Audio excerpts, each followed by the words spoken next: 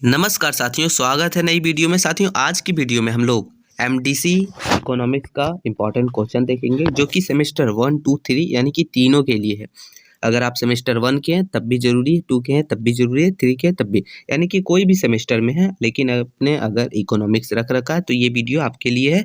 तीनों सेमेस्टर का जो है सिलेबस सेम है, ठीक है दोस्तों। तो आप कंफ्यूज मत होइएगा, एग्जाम हिंदी इंग्लिश दोनों में होता है।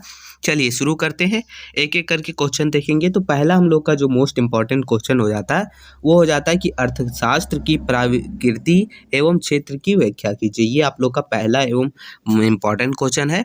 दूसरा क्वेश्चन हम लोग का हो जाता है कि सूक्ष्म अर्थव्यवस्था का अर्थ प्रकृति एवं क्षेत्र का वर्णन कीजिए, ठीक है दोस्तों।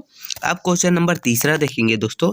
तो बोल रहा है कि सकारात्मक अर्थशास्त्र और मानक अर्थशास्त्र क्या है, इसके प्रकृति एवं महत्व की विवेचना कीजिए। यानी कि दोनों क्या चीज़ है, उसके महत्व और प्रकृति के बारे में भी लिखना है।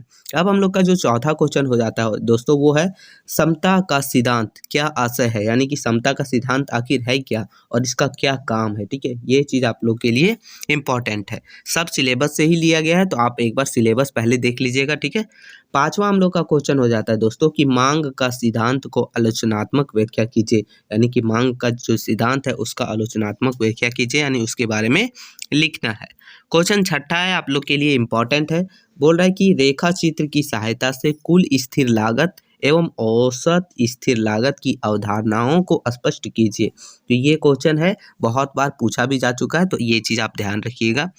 आगे क्वेश्चन है दोस्तों, क्वेश्चन नंबर 7वां। बोल रहा है कि उत्पादन के प्रमुख घटकों का सविस्तार वर्णन कीजिए। यानी कि उत्पादन के जितने भी प्रमुख घटक है उसके बारे में विस्तार से वर्णन करना है। आगे 8वां क्वेश्चन है, बोल रहा है कि पूर्ण प्रतियोगिता की दशा में अल्पकाल तथा दीर्घकाल में फर्म के संतुलन की विवेचना कीजिए। तो ये क्वेश्चन नंबर 8वां है दोस्तों। अब हम लोग क्वेश्चन नंबर 9वां देखेंगे। बोल रहा है कि पूर्ण प्रतिस्पर्धी बाजार की प्रमुख विशेषताएं लिखे। यानी कि पूर्ण प्रतिस्पर्धी बाजार जो है उसका विशेषता क्या है, वो क्यों कहाँ से, ये ठीक है। आगे हम लोग का जो 10वां नंबर क्वेश्चन हो जाता है, बोल रहा है कि मुद्रा की आपूर्ति से क्या समझते हैं। मुद्रा आपूर्ति के निर्धारक तत्वों का वर्णन कीजिए। यानी कि मुद्रा या फिर धन के बारे में पूछा जा सकता है। क्वेश्चन 11वां हम लोग का है, बोल रहा है कि वाणिज्य बैंक के विभिन्न कार्यों का उल्लेख कीजिए। वाणिज्य बैंक या फिर आप लोग को पूछ लेगा कि केंद्रीय बैंक, ठीक है। वाणिज्य बैंक द्वारा ऋण सृजन की प्रक्रिया को समझाइए। यानी कि जो ऋण देता है, कर्ज देता है, लोन देता है, उस चीज के बारे में समझाना है। 13 नंबर है, केंद्रीय बैंक के उद्देश्यों एवं कार्यों की व्याख्या कीजिए। यानी कि केंद्र बैंक का क्या काम है, क्या उद्देश्य है, ठीक है, ये चीज। क्वेश्चन नंबर 14 की ओर चलेंगे। तो क्वेश्चन नंबर 14 बोल रहा है दोस्तों कि आर्थिक विकास में सार्वजनिक वित्त की भूमिका की विवेचना कीजिए। यानी कि आर्थिक विकास में जो है सार्वजनिक वित्त की क्या भूमिका है, ये चीज आप लोग को लिखना रहेगा। क्वेश्चन नंबर 15 है दोस्तों, बोल रहा है कि बजट क्या है, एक अच्छे बजट के सिद्धांतों की व्याख्या कीजिए। यानी कि बजट जो है, हम लोग को पता है कि हर साल बजट जो है रिलीज किया जाता है सरकार के द्वारा। तो वही बजट के बारे में, बजट आखिर है क्या चीज़, उसका अच्छे बजट का सिद्धांत क्या है, ये चीज़ है। आगे 16 नंबर क्वेश्चन हो जाता है कि भारतीय अर्थव्यवस्था की प्रमुख विशेषताओं का वर्णन कीजिए। ये नॉर्मल क्वेश्चन है और ज़्यादा इंपॉर्टेंट भी है, क्योंकि ये सब क्वेश्चन ज़्यादा जो है मैच करते, बहुत बार पूछे जाते हैं। आगे हम लोग का जो 17 नंबर क्वेश्चन है दोस्तों, बोल रहा है कि भारत के आर्थिक विकास में प्राकृतिक संसाधनों की भूमिका की विवेचना कीजिए।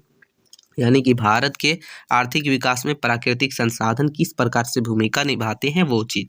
क्वेश्चन नंबर 18 है, बोल रहा है कि भारत में जनसंख्या की संरचना का वर्णन कीजिए। यानी कि जनसंख्या कहाँ कितना है, ठीक है, ये सब चीज़ों को आपको लिखना है।